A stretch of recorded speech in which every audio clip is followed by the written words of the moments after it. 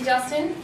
So why would post-harvest businesses like Sydney Fish Market, Claudio's, DeCosti's, fish and chip retailers like Kelly, and consumers like you and I care about fish habitat restoration projects? Let me talk you through the perspectives I've received from conversations with my side of the seafood community. I'm probably best placed to tell you about this because I spend my days down on the market floor, checking the quality and safety of all the seafood that passes through the home of Australian seafood at Sydney Fish Market. I get to see an amazing array of seafood on a daily basis.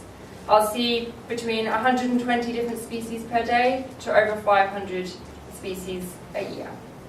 Supply comes from all corners of Australia, and consumers come from across the world. I'm at the forefront of the supply-demand interface, dealing with producers and consumers on a daily basis. I therefore know firsthand that sometimes supply doesn't always match with our demand. The average Australian consumes 17.5 kilos of seafood each year, yet seafood is still seen by many as a food for special occasions. Therefore, demand traditionally peaks around Christmas, Easter, Chinese New Year, Valentine's Day and Mother's Day. As John identified earlier, fish habitat restoration can grow our fish resources.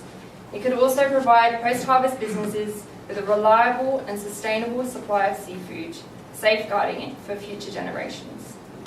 In conversations I've had with Sydney Fish Market's General Manager Brian Skepper and Media Manager Stephanie Williams, Sydney Fish Market has long recognised this connection. They have provided core funding for the inception and continued work of the only marine natural resource management body in Australia, Ocean Watch. For every crate that goes through the Sydney Fish Market, 5 cents from the fishers, the merchants and suppliers goes to Ocean Watch. This money has been used for fish habitat restoration projects such as Tide to Table in New South Wales and Queensland, and will continue to be used for projects like the Seas of the Future. Post-harvest businesses can also offer support and connections for fish habitat projects. These can be crucial in aiding open dialogue between sectors and subsequent collaborations.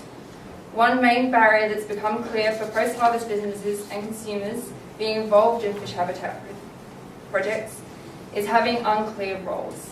While Sydney Fish Market has been able to support fish habitat projects financially, for some post-harvest businesses, their support and time could be the glue needed to get fish habitat projects going or allow existing projects to continue.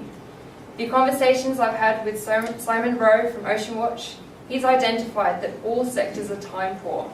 Who isn't? But in unifying, we can become time rich.